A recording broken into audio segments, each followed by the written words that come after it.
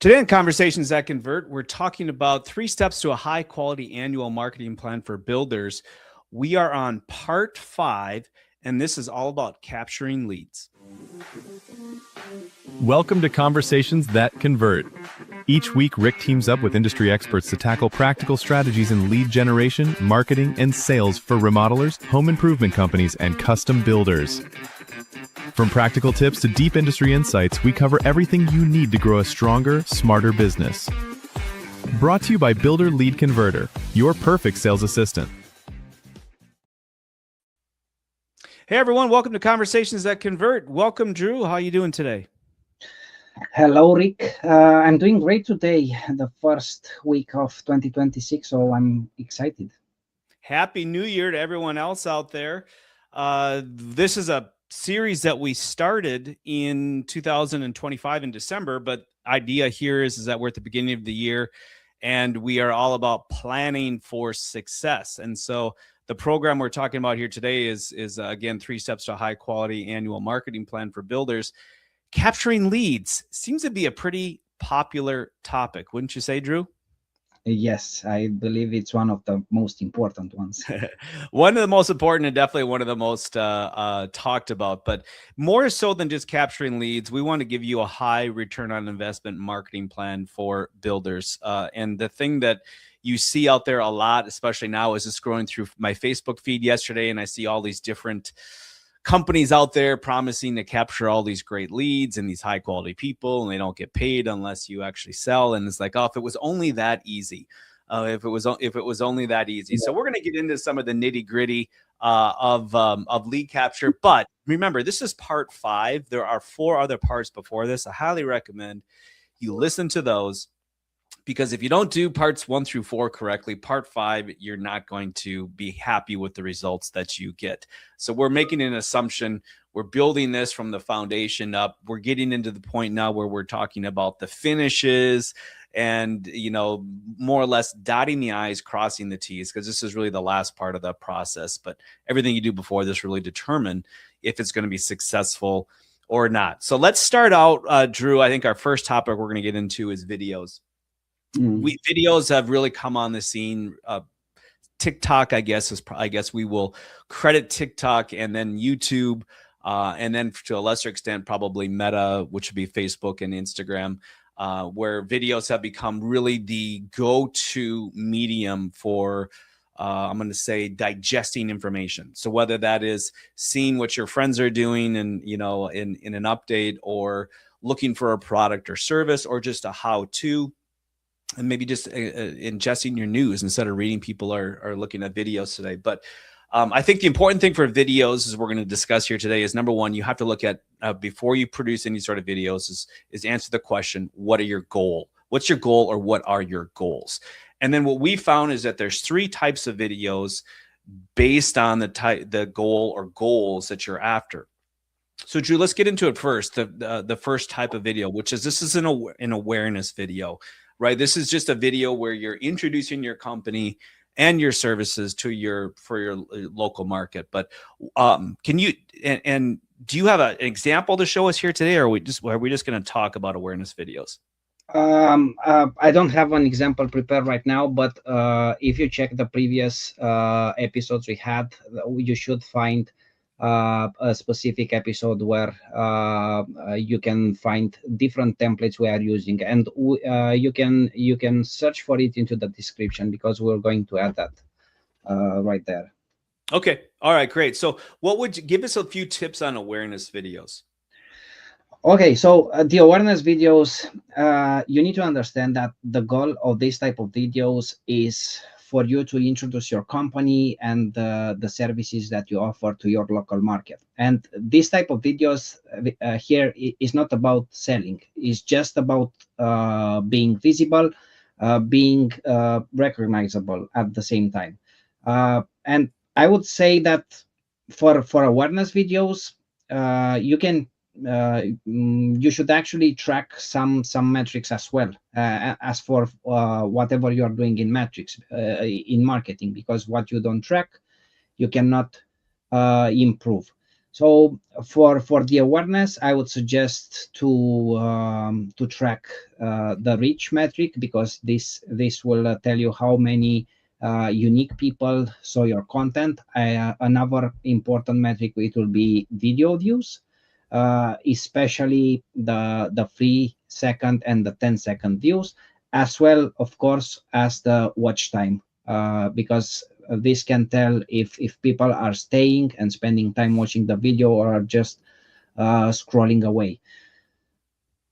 Another important metric, it will be the profile visits and the website visits, because this will tell you exactly how curious people are, Mhm. and they are curious enough in order to check you out, right? I think for tracking that, are we using Google Tag Manager? Is that for videos? Or are you using something different, or just It, YouTube? it depends. So each platform has its own metrics. Mm. YouTube has its own internal metrics. Meta has the business manager, where you're able to find all these metrics. So it will depend on the platform. Of course, if you want in-depth analysis, you can use Google Tag Manager, and within Google Analytics, you're able to get more information on uh, how much the video.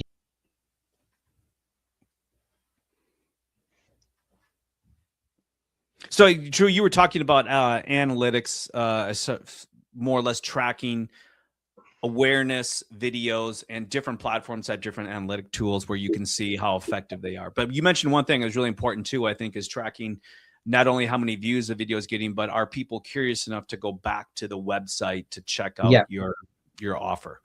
yeah, the profile visits and the website visits, indeed. Yeah. It is the most important metric for awareness, as well as the one for reach. And since we're talking about metrics, there's something else that I want to bring up regarding. Some of you maybe have heard about vanity metrics.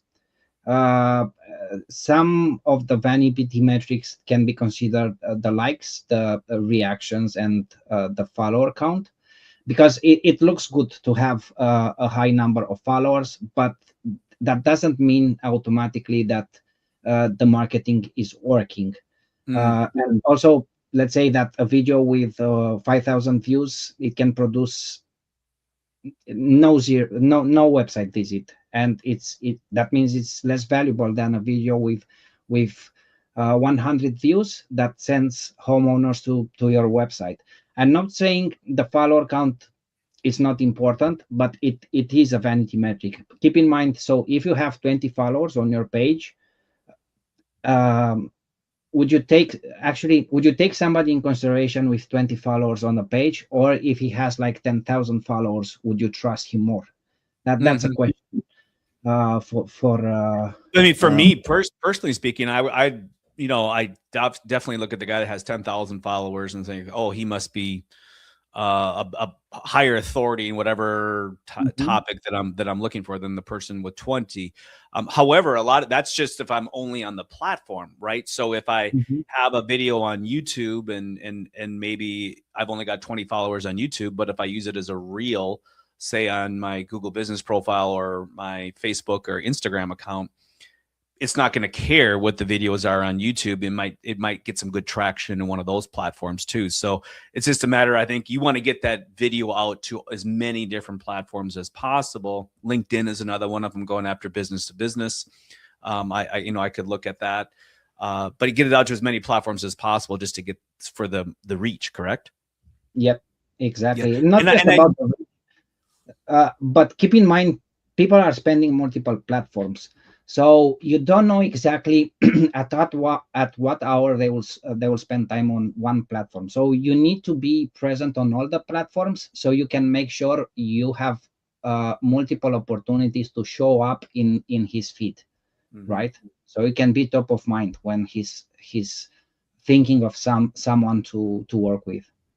So going back to awareness, I guess we see this fairly often where we Mhm. have a client that comes in and they're known for a certain type of services in their local market, and now they want to expand. So the common typically the common denominator to this is they've been doing handyman type work. They've been doing, like, say, bathrooms, and now they want to expand into doing more design build or additions or ADUs, or going from remodeling to custom home building, that sort of thing.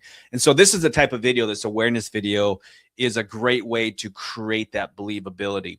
The other nice thing about this is that if you, say, want to expand into these different services, but you don't have a whole lot of experience under your belt, meaning you haven't done a whole lot, so you don't have the visuals, this is where you can use a lot of stock imagery and things where you can use that video to create believability that you already are capable of doing this or have a lot of experience doing this, so that when people see that, if it's done correctly, you're going to get the engagement and or the website visits, which are going to have people reaching out to you to say, hey, can you do this type of project for me? So good tips there. All right, let's move on to the next type of video. Lead generation, right? We most of the time when we put a video out there, we think we wanted to capture a lead. Now, this could be on our website, our Google business profile, our socials, or perhaps ads. So what are some of the things you look for in a good lead generation video? Well, the lead generation videos is where basically the video, it stops being just content and it starts becoming like a tool. These are designed to capture the contact information, and it's not just to get views or likes. Let's say that a high performing lead generation video, it focuses on one problem, or it can focus on one message, or it definitely needs to have a clear call to action. These type of videos. One thing I would note with that, as far as a clear call to action, and this is a mistake we see often, one call to action.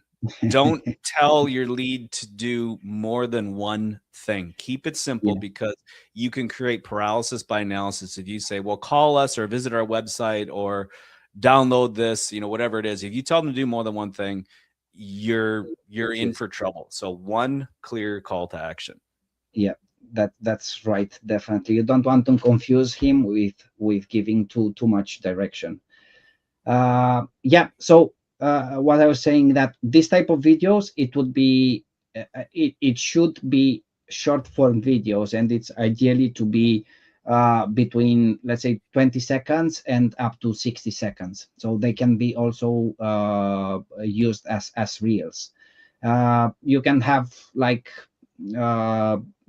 different examples with this video, and they also belong really well on social media, as well as website landing pages, or even inside paid ads, of course. Regarding the metrics for the lead generation type of videos, or lead generation. For lead generation, here it matters the click-through rate, to see exactly if the people are clicking after they are watching the videos. If you're running paid ads, the cost per click, it's also an important metric, because it will tell you how efficient the traffic is being driven towards your website. Of course, the conversion rate, because you do want to know how many visitors actually become leads, and the cost per lead, because you need to know what you're paying for each inquiry. And of course, the lead quality, but this is very difficult to be measured. I think it's important to note is that it's one thing to capture the lead, it's another thing to convert that lead, which we're going to talk about next. So there's different tools you can use out there where you can capture a whole lot of leads, make you pat yourself on the back, or the marketing guy pats himself on the back. But if the lead doesn't convert, who cares? It's, so that leads us into our next style of video, which is a lead conversion video. This is a video used to convert captured leads into appointments.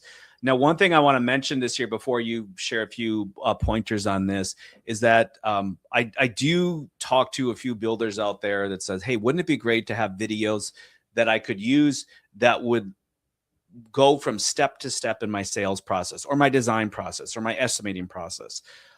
Yes, is that something you could use videos for? Absolutely. The one thing I would caution you with there, though, is that once you get into that face-to-face relationship and you're actively communicating with your lead as you're walking them through your design process or estimating or selections or specifications, whatever you're doing prior to construction and even after contract into construction, the challenge with trying to use a stock video that's going to be a one-size-fits-all for all of your clients is that it becomes very impersonal. And you can have a conversation with somebody on one day and then you move them forward into your process and you say, okay, I'm going to send them this video. That video may contradict something that you just said. So I would caution you there. So when I say a conversion video here, really what we're talking about is moving that captured lead to a phone appointment. In other words, you have not talked to them before. That's always going to be the same process, and you can have a lot of the same clear communication on there. All right. So with that said, Drew, what are some things that we should be really focusing on when it comes to a conversion video? Yeah, so basically the conversion videos, they need to answer the questions that homeowners are already thinking, but they cannot ask. So basically, this type of videos, they should explain your process or what will happen after they will contact you. They need to set also price expectations, and why not the FAQ or frequently asked questions. The thing is that most builders they lose the leads after they capture them, but not necessarily because the lead was bad, but because the homeowner was not fully convinced yet about you. So basically, the goal with the conversion or the role of the conversion videos is to remove uncertainty here. Yeah. Yeah. Yeah. Now, the conversion videos, I guess the primary difference between an awareness video and a lead capture video is the conversion videos are probably going to live on your website someplace because the lead's been captured. So now you are communicating with them. That might be via email. That might be text message. It could even be live chat, on your website. But you're going to, even if the video is going to be hosted on, say, YouTube, you're going to embed it someplace on your website. You're going to send them the link to that. They're going to watch that video. And I think the most important thing here with the conversion video is you have to answer the question, why would they want to talk to you? Because they've gotten this far, but now you have to tell them or give them a really good reason. This is why you want to talk to me. This is the next step, the logical next step. So this is really where you want to bring in the human element of you as the builder, and you're not scary. You're not going to bite, but that you really are there to advise them on what they can do. And let's keep. And this is, I think, is you want to simplify it. The lead has 3 choices at this point. They can buy from you, they can buy from your competitor, or they can not do the project. All you are doing is helping provide relevant information so that they can make a well-informed choice. So it's really as simple as that. That's really the why that they would want to talk to you. All right, so just a couple of tips here when it comes to video. I'm going to put them on the screen. Short form videos, so we're talking 11 to 60 seconds. They are going to give you the best impact. And as Drew said, typically the first 3 to 5 seconds is really going to set the pace for will that lead continue to watch for 30 seconds or 60 seconds. We also recommend using a storyboard and a very clear call to action to get your maximum return on investment. The storyboard, again, is important from the video editing standpoint, as what are the different sections of that video. All right, let's move on to, we're going to talk organic social here now. So Drew, organic social, a lot of times most builders think Facebook, or they might think Meta. So Facebook and Instagram. YouTube is another probably underutilized social platform. But then there's other platforms too, like Google Business Profile. A lot of guys don't know that you can post to your Google Business platform. Now, there's not the interaction part of it, but from a pure search, like just organic search, most of your traffic is going to come from your Google Business Profile. That's what people find first. They can see your website, they can see images, they can see a video on there too. They can get your phone number, get your they used to be able to communicate, but then get your phone number from there. Now they removed the chat function of that. They can look at project photos. They can see your reviews. So it's a rich resource for your leads. But what are some of the things that we should be looking for when it comes to just doing posts on organic social that's going to help us create awareness and capture leads and ultimately maybe converting some of those leads into appointments? Okay, let me tell you then the secret for the social media here, because Tell us organic the secret. All right, let's get right to it. I love it. okay, so the social media basically is where awareness and trust are built over time. It is not necessarily about going viral, because that requires multiple things to happen, but it's really about staying visible. And you should post as often as possible, and at least 3 times per week. And the most effective posts, they need to include a human element, because I always keep telling this: people need to see people, so they can relate to the brand. They need to see either your face, either your team, or real job sites. And basically, as you've mentioned, Rick, the best platforms are uh, Meta, is YouTube as well, and of course Google Business Profile. And I would also suggest TikTok, because a lot of people are using it nowadays, and more are embracing this platform as well. And Mhm. uh, the most important tip I have for social media, and one of the biggest mistakes builders are doing, is their posting is inconsistent. So there's a quote I have in my mind, is that consistency beats perfection every time. Yep. Yep. I agree with that.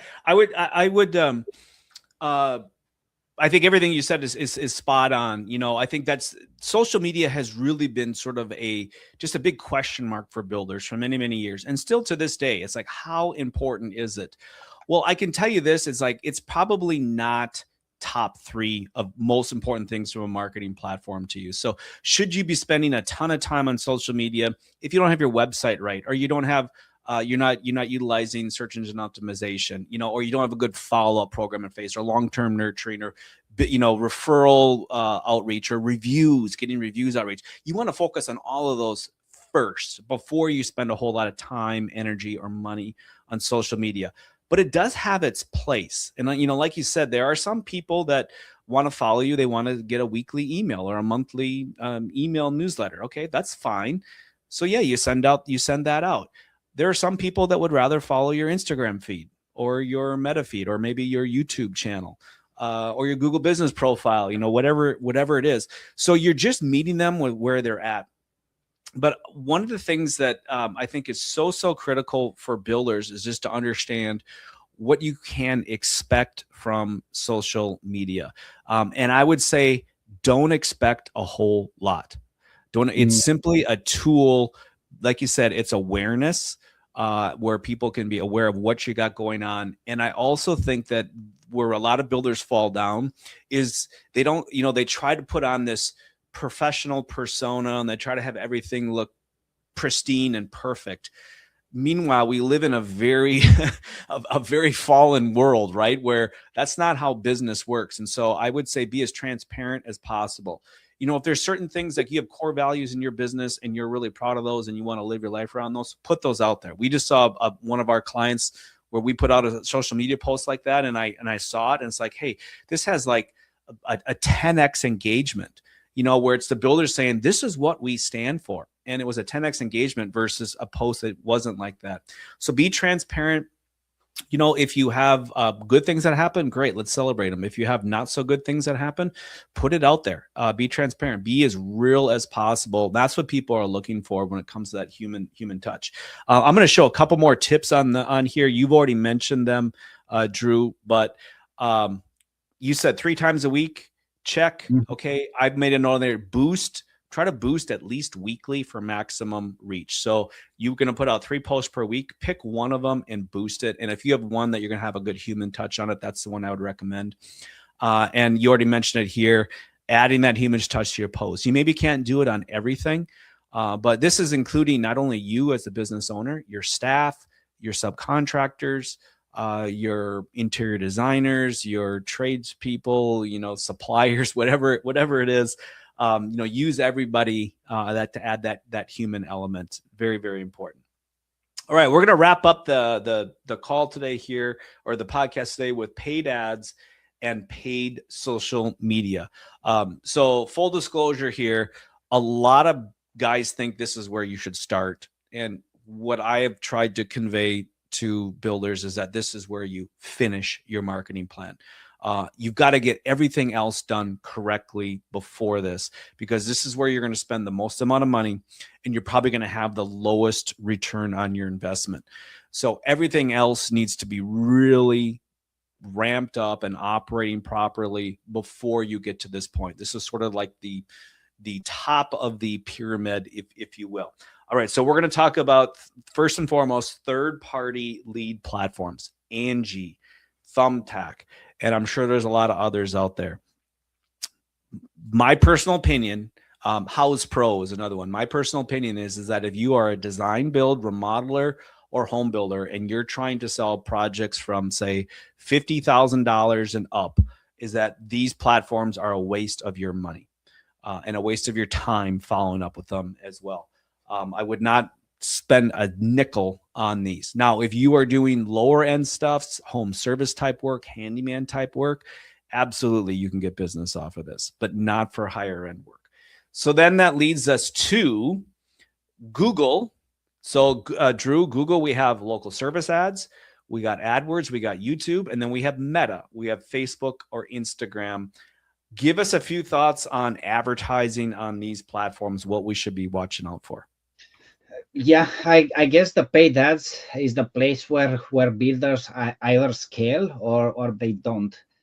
Most people say they are burning money. I would say you're buying data, because that's what you're getting through the paid ads overall. Way to look at it. Yeah, so the paid ads, basically they work the best when the website is doing a great job at has a very good speed, as well as you're also covering the organic social. There are some things that are really important. Paid advertising is not necessarily going to bring you leads instantly. You need to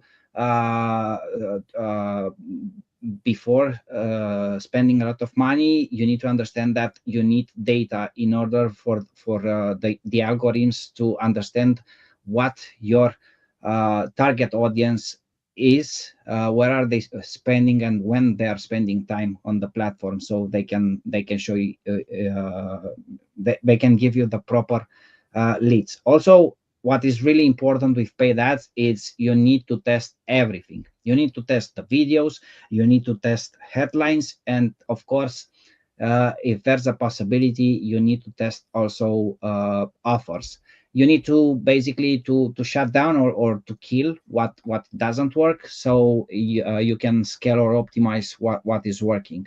And there are some tips for paid ads. It will work much better than, instead of sending traffic towards the homepage, is to send traffic to specific landing pages, to use videos that are pre-qualified by leads before, and of course is to have a fast follow-up or an automatic follow-up, something that we are also doing, and of course to track everything monthly.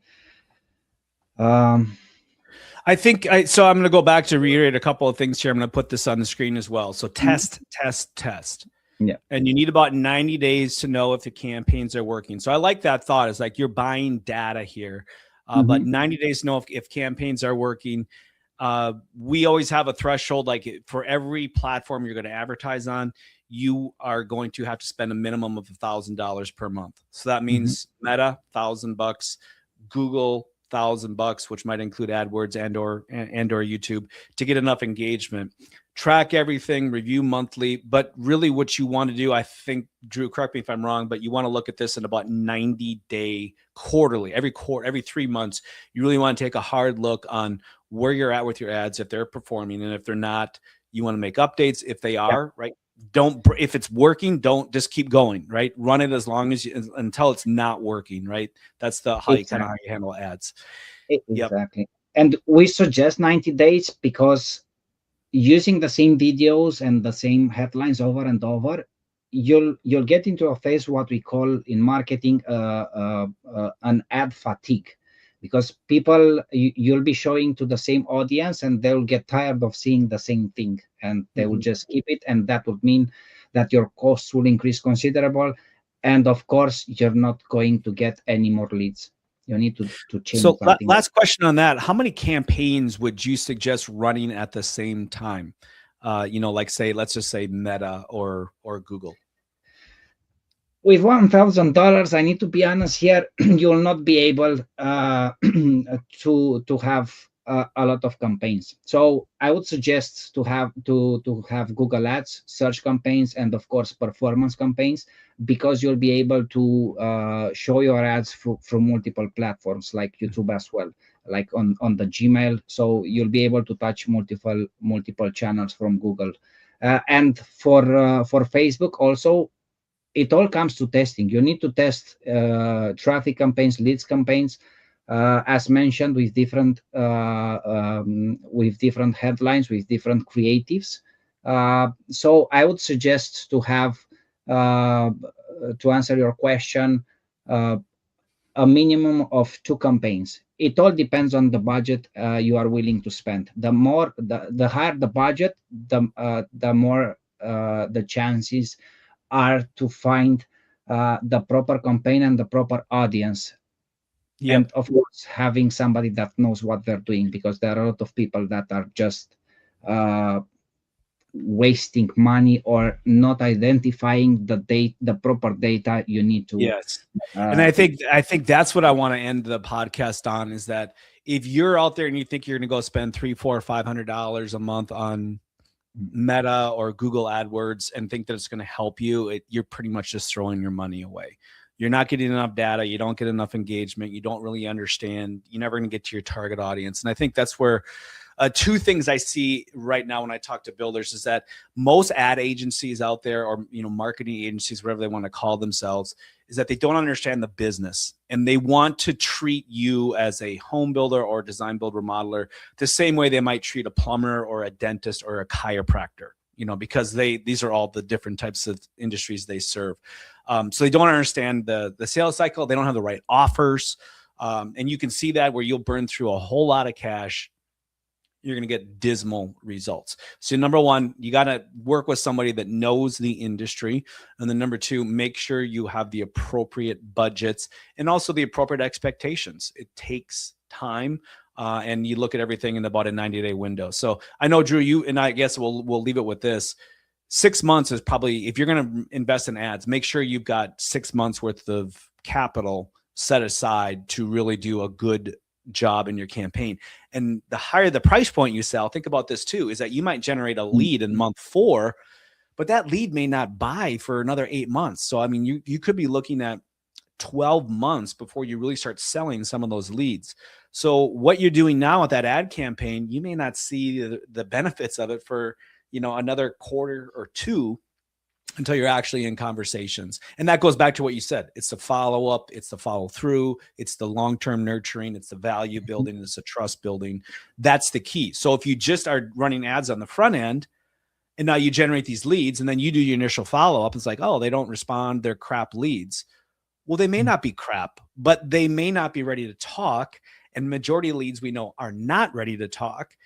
So you have to have a platform in place where that you may have to nurture them for 2 years before you have a conversation with them. And we do see that fairly regularly with especially the higher price point builders, the guys that are doing $2, $3, $4 million custom homes. I mean, that's a very long sales cycle.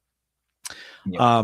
So Drew, anything else as far as final, you the great information here today, I think is very helpful.